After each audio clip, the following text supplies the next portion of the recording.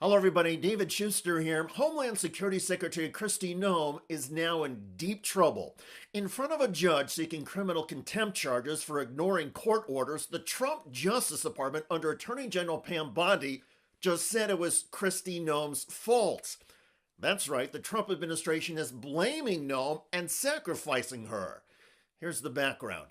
Department of Justice has revealed that Homeland Security Secretary Kristi Noem made the final decision not to comply with the federal judge's order earlier this year to stop those deportation flights of alleged Venezuelan gang members. As ABC News put it, Kristi Noem directed Venezuelans to be sent to El Salvador after federal judge ordered deportation planes turned around, says the DOJ. Quote, in the filing late Tuesday, the Department of Justice said that DOJ and DHS officials conveyed their legal advice to Noem after U.S. District Judge James Boasberg gave first an oral directive and then a written order that sought to block the deportations under the Alien Enemies Act.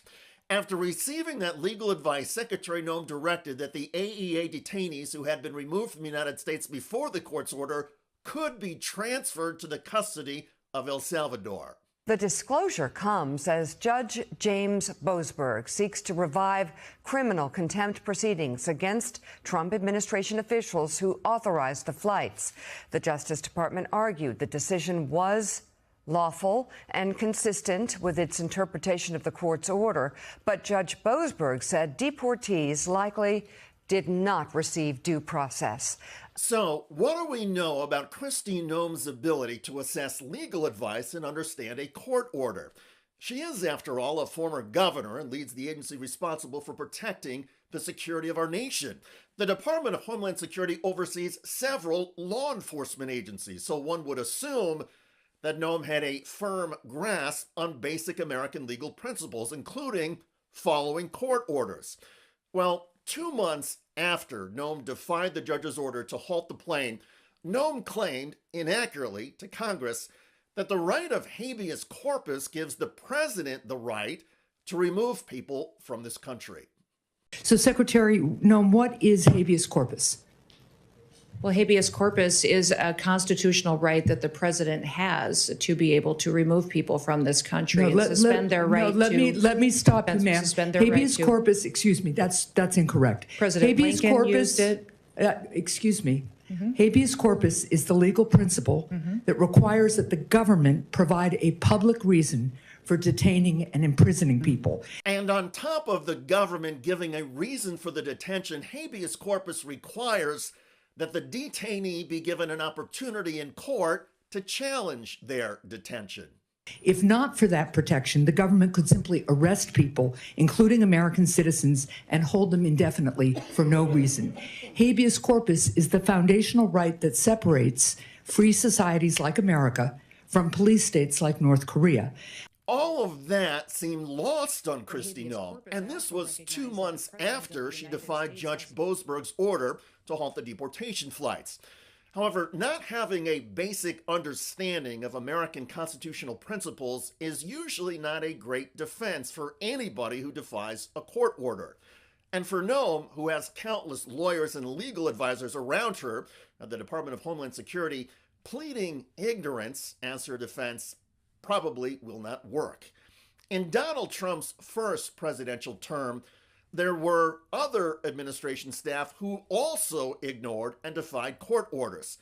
And what happened to them? They ended up being disbarred or having, in the case of, I believe, Jenna Ellis, having their law degrees practice suspended for several years. I mean, this doesn't end well. In the meantime, as the News reports in a Substack column titled Contempt for Kristi Noem Now Official, Jonathan Larson writes, so what happens now? Boasberg could decide he needs more information or put the matter to bed, or he could put the matter to a cot in prison. Boasberg has already found probable cause that these previously unnamed mystery officials committed contempt of court by ignoring his order. He could now decide there was no contempt, it was all just a simple everyday misunderstanding that could happen to anyone during the course of their day, shipping 100 people to a foreign hellhole without due process, or Boasberg could hold Noem and her co-conspirators in contempt of court, which could involve criminal penalties. The Trump administration could then appeal such criminal penalties to the U.S. Supreme Court and try to undercut Judge Boasberg. The problem is that they're dealing with a judge, Judge Boasberg, who's not some like 1960s Ninth Circuit hippie. He is one of the most respected conservative jurists in Washington, D.C. There are people on the Supreme Court who know him extraordinarily well. Long before Donald Trump ever thought about running for the Republican nomination in 2015, this judge that you're looking at right here was a rock solid member of the jurist community in Washington, D.C., and beloved and respected by real conservatives. So to try to paint him as some left-wing radical certainly is not going to work in Washington among conservatives, and it's not going to work on the Supreme Court. In other words, DHS Secretary Kristi Noem is and even if Noem is not thrown behind bars for criminal contempt, the mere finding that she committed criminal contempt could trigger action in the U.S. Congress. Lawmakers could file articles of impeachment against Noem, pointing out that criminal contempt is indeed a high crime or misdemeanor. House Republicans who oppose that would then have to go on the record in an election year saying that defying a judge's order is okie dokie. Or some Republicans, already fearing polls showing public disgust with the Trump administration, may try to create some distance by doing what the DOJ did, and that is throw Kristi Noem under the proverbial bus. It all means that Kristi Noem is in big trouble. She defied a judge's order, and now, legally and politically, it's blowing up in Noem's face. I'm very privileged and honored today to have my family with me. I'd like to introduce them to you. Disruptions of congressional business is a violation of law, is a criminal offense under federal law. Audience members are advised to take their seats and maintain order. That line from the protester dressed as a Catholic cardinal is said during exorcisms to get rid of a demon. The power of Christ compels you became particularly famous thanks to this scene in the 1973 movie The Exorcist. In the film, a priest tries to drive out a demon from a possessed young girl. Back in the Congressional hearing, the highlighting of Noem's alleged demons kept coming. The chairman may now ask Capitol Police to remove and arrest the persons creating the disturbance. Get ICE off our streets! Stop terrorizing our community! Get ICE off our streets! Stop terrorizing our community! Get ICE off our streets! Stop terrorizing our community! When Noem finally testified and took questions, Democrat Dan Goldman torched her on live television. Immigrants then with ongoing asylum applications are legally in this country, correct? Excuse me, I'm sorry. Your question was? Immigrants with ongoing asylum applications are legally in this country. There are individuals in this country that have applications that... And they are legally here because it's a lawful pathway, right? It's a lawful pathway. Okay, so if your department then deports anyone with an ongoing asylum application, you are violating the law, correct? Joe Biden left us with... I'm not asking about Joe Biden. I'm asking you a specific question. If your department deports anyone with an ongoing asylum application, you are violating the law. Is that correct? It was greatly violated when they allowed... I'm asking you. People to come I'm asking you. Asylum applications. Why are you filibustering? Why can't you answer the question? It's a simple question. Your president, if your department deports anyone with an ongoing asylum application, you are violating the law. Isn't that correct? The asylum program was broken under the last... Mr. Chairman, I will reclaim my time. She's not answering the question. But the obvious answer is that, yes, if you follow a lawful pathway, asylum is a lawful pathway. If you have an open asylum case, you are here lawfully. But the problem that we are seeing around the country is that you are not following the law. Don't tell us to change the law. If you don't like the asylum system, you change the asylum law. Bring it to us. We'll work with you. I think it needs to be changed. But you can't just decide that you're not going to follow the law, and asylum is a law, and deport people who have ongoing applications. And literally the same moment Noem was getting shredded in the House committee, a federal judge delivered a huge loss to Noem and to the Trump administration.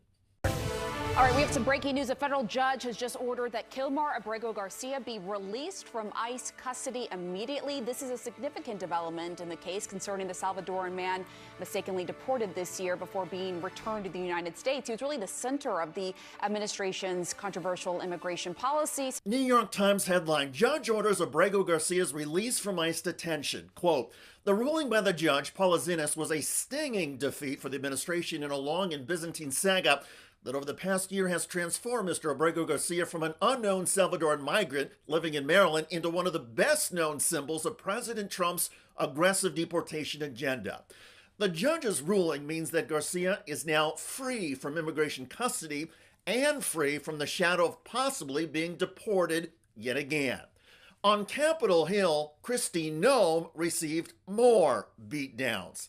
Several lawmakers noted that a judge has found probable cause that Noem engaged in criminal contempt. It stems from Noem ignoring the judge's order on deportation flights. Bottom line, you lie with impunity, you reject checks and balances, and you ignore Congress and the courts. Your options are limited. Either you're going to resign, Trump's going to fire you, or you will be impeached. I've already called for your resignation. You may remember I hand-delivered my request to you back in May, and I urge you to reconsider resignation because I've taken the first step towards your impeachment, and I've called on the Judiciary Committee to open an investigation into your lawlessness. After several rounds of getting shredded by committee Democrats, Noem left the hearing. Outside in the hallway, the reception was not much easier. More protesters swarmed Noem as she held a relative's baby and tried to accommodate a supporter's request for a selfie. Taking babies away from the family. You cannot use a baby as a vehicle while you take away the rights of families. How dare you? How dare you? How dare you? How dare you? You're holding a baby. You're holding a child as a separate children from their families. Separating them. You are families. You should have shame.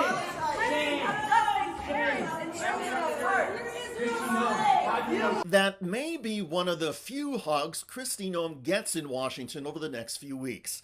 There are now multiple reports that President Trump is considering firing her.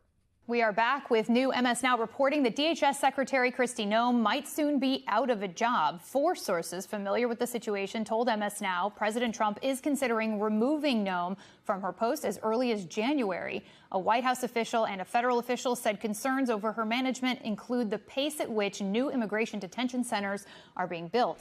That's right. Trump White House staff believe that Noem has not been demonic enough. Specifically, they feel as though she has not, the White House aides, as well as Stephen Miller, Deputy Chief of Staff to the President, feel as though Kristi Noem has not been expanding detention capacity fast enough to support that deportation. The Trump White House wants more deportations, but they see Noem as incapable or perhaps incompetent. It's kind of like, well, is the young girl levitating and screaming profanities because she's possessed by the devil or possessed by a demon? Either way, Kristi Noem's days appeared to be numbered, and no political exorcisms from the right or the left are going to cure her and allow Noem to keep her job going. If you mistreat dogs, that's almost 100% sign that you're going to be a really terrible person. So it's one of the ways, we really sort of test people. And one person by that standard who failed the test is Trump Cabinet Secretary Kristi Noem. The Secretary of Homeland Security and matron of prairie barbarism bragged in a book about shooting her puppy in cold blood. South Dakota Governor Kristi Noem defending herself after revealing in her upcoming memoir that she once killed a dog, Noem deeming the 14-month-old pup named Cricket as, quote, untrainable, dangerous, and less than worthless as a hunting dog, eventually taking the pooch to a gravel pit where she shot and killed it. She said this puppy ruined the hunt by chasing pheasants and having the time of her life. Do you think that sharing that anecdote, whether fairly or unfairly, cost you a shot at being his vice president? You know, I would say that was a story from 20 years ago about me protecting my children from a vicious animal. So still, it's a story that Noem chose to put in her book a year ago. Noem also wrote about trying to train Cricket the dog with an electric shock collar. Vance was asked about someone else who allegedly did that. Kaya, please just go, just stop. Like a son biker, no electrocution of dogs here. How disgusting is that? What does that tell you about a person? Well, I think it tells you that they're not that they're bad people. Yes. If you can actually cause suffering to an innocent animal, you're probably the kind of person who doesn't worry about suffering in people as well. Yeah. On that point, Vance is correct. Noem has overseen the deportation of migrant workers and the oftentimes unlawful and violent warrant-free arrests. But back to Noem and her doomed puppy, Cricket. And in the way that it's written in the book, it does sound like she basically hated the dog, and so it caused her more problems. Tell me you shot a pup because it wasn't used to hunting. You know, maybe you're not a good teacher. Never mind Kristi Noem being a bad teacher, as the Gang on the Five allege, J.D. Vance went even further about people who are cruel to dogs. You can tell if somebody's really mean to animals.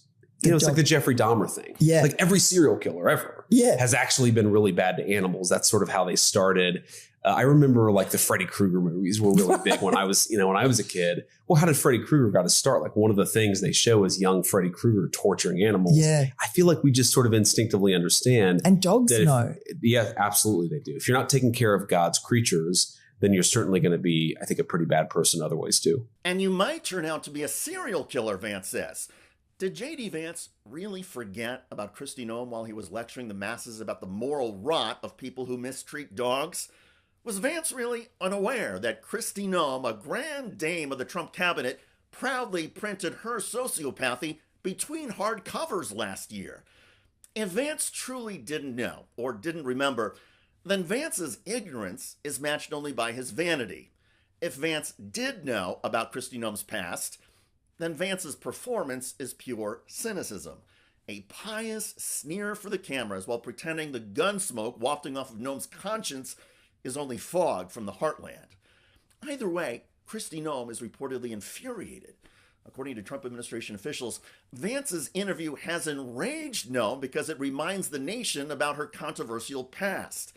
But even if Kristi Noem and J.D. Vance don't like each other, and Vance humiliated Kristi Noem, one thing is certain. J.D. Vance and Kristi Noem deserve each other. Noem is the pistol-packing paragon of cruelty. Vance is the sanctimonious moralist too stupid or too slippery to notice. Both Trump officials are prime specimens of what you might call the boob bourgeois, or boobs, morons, who also have power. Noem bragged about killing dogs. Vance keeps proudly killing irony. However, I suppose we should be grateful that J.D. Vance for once uttered the truth. People who are cruel to animals are oftentimes people who are cruel to human beings. And in case anybody has forgotten, Kristi Noem's Department of Homeland Security and Immigration and Customs Enforcement agents continue terrorizing human beings. Every day, we see video examples of the cruelty that ICE inflicts on migrant workers, defiant American citizens, and anybody else the Trump administration doesn't like. In Virginia recently, ICE agents stopped a woman driving her 16-year-old daughter to school. They asked the mom, Jackie Andrade, for her social security number. Andrade became flustered, and the agents did this. Mama! Ma! Ma! Ma! Ma! Ma! Ma!